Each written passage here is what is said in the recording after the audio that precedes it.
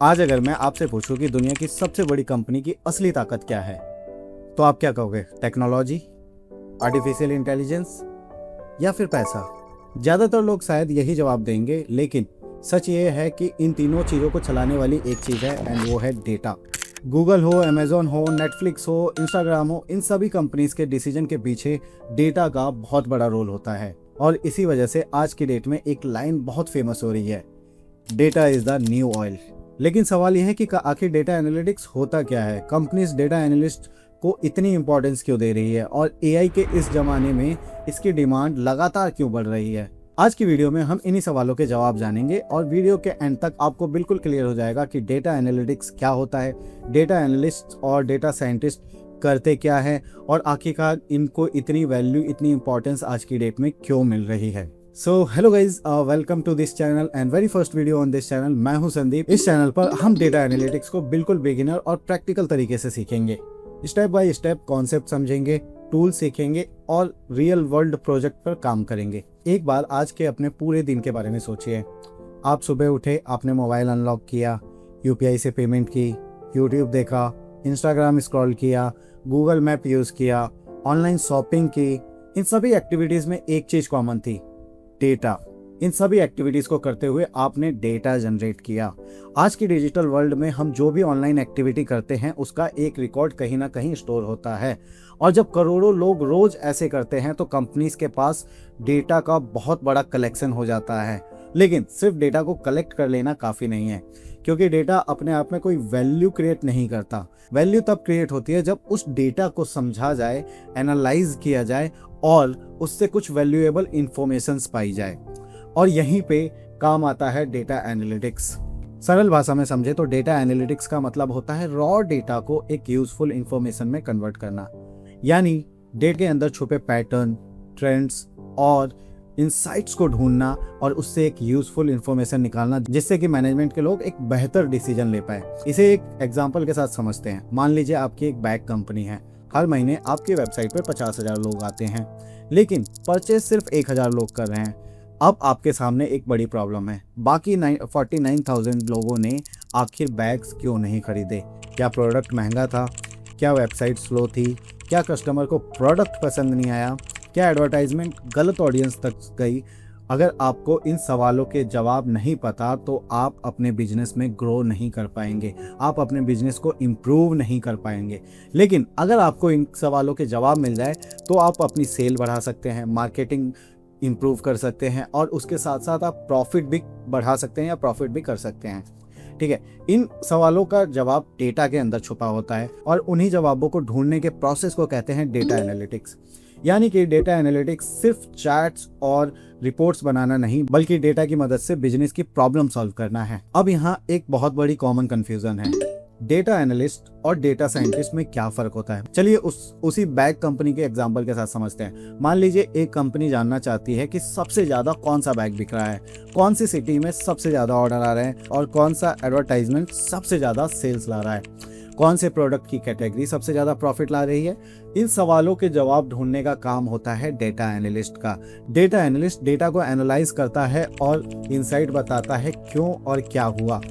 लेकिन जब कंपनी एक कदम आगे जाना चाहती है, वह जानना चाहती है कि अगले महीने में कौन सा बैग सबसे ज़्यादा बिकेगा, कौन से कस्टमर दोबारा परचेज करेंगे, किन कस्टमर्स को ऑफर भेजने से सेल्स होने की संभावना और ज़्यादा बढ़ेगी, अगले 3 महीने में सेल्स बढ़ेगी या घटेगी। तो यहाँ डेटा साइंटिस्ट का रोल शुरू हो जाता है।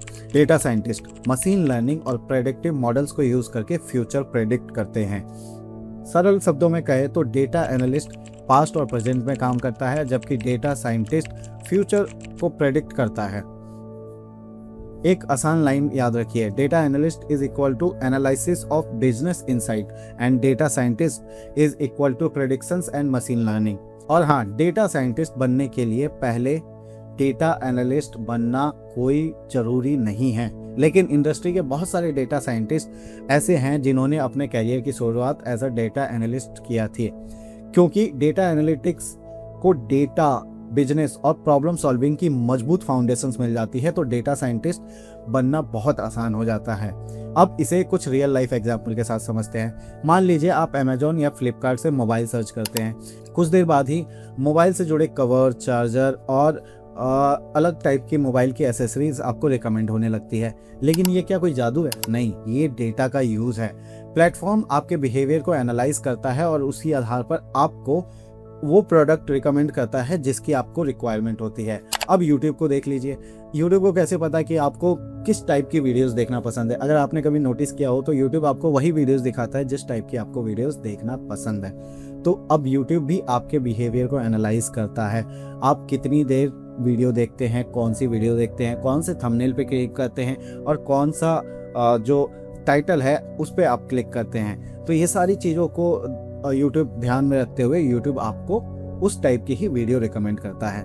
अब नेटफ्लिक्स क्या करता है? नेटफ्लिक्स आपकी वॉचिंग हिस्ट्री देखता है और उससे रिलेटेड, मान लो एक आपने कोई थ्रिलर मूवी देखी तो नेटफ्लिक्स क्या करेगा? आपको नेक्स्ट डे भी थ्रिलर मूवी सजेस्ट करेगा।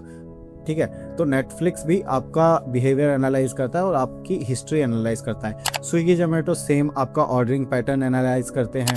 गूगल मैप्स करोड़ों यूजर्स का ट्रैफिक डेटा यूज करके आपको बताता है कि कौन सा फास्टेस्ट रूट है। तो ये सारी चीजें डेटा एनालिटिक्स होती है, यानी कि हम रोजाना बिना नोटिस किए डेटा एनालिटिक्स यूज कर रहे हैं।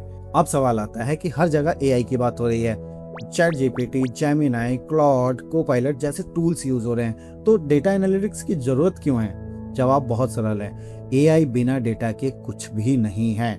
अगर एआई कार है तो डेटा उसका फ्यूल है।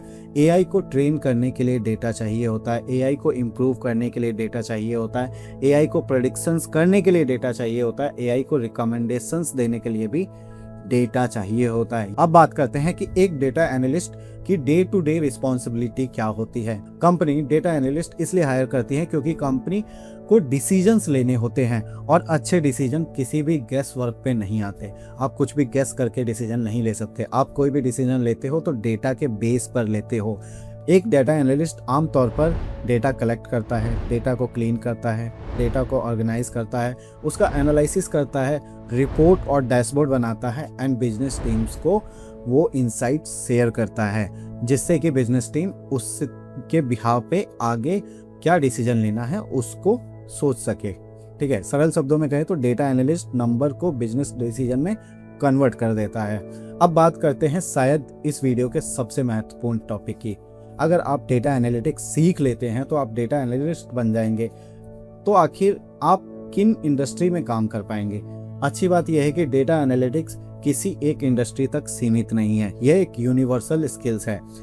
अब बैंकिंग इंडस्ट्री में डेटा एनालिस्ट कस्टमर्स के बिहेवियर और फ्रॉड डिटेक्शंस की पर काम करते हैं।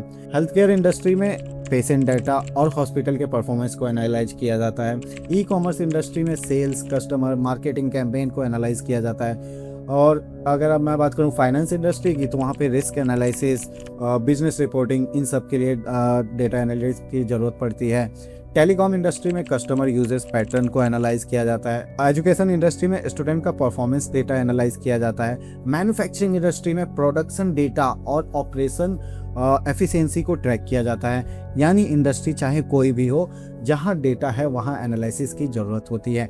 जहां एनालिसिस की ज़रूरत होती है वहां डेटा एनालिस्ट की डिमांड होती है। और इसी वजह से डेटा एनालिटिक्स आज की सबसे in demand future ready skills में से एक बन चुकी है। तो दोस्तों, आज हमने समझा कि डेटा एनालिटिक्स होता क्या है और डेटा इतना इंपॉर्टेंट क्यों होता है, डेटा एनालिस्ट और डेटा साइंटिस्ट में क्या अंतर होता है, और एआई के ज़माने में डेटा एनालिटिक्स की डिमांड क्यों बढ़ रही है। अगली वीडियो में हम जानेंगे कि डेटा एनालिस्ट कंपनी में पूरा दिन क्या करता है, उसका वर्क फ्लो क्या होता है, वो कौन कौन से सॉफ्टवेयर और कौन कौन से टूल्स यूज़ करता है। अगर आप भी इस पूरी जर्नी में हमारे साथ जुड़ना चाहते हैं तो प्लीज़ चैनल को सब्सक्राइब कीजिए।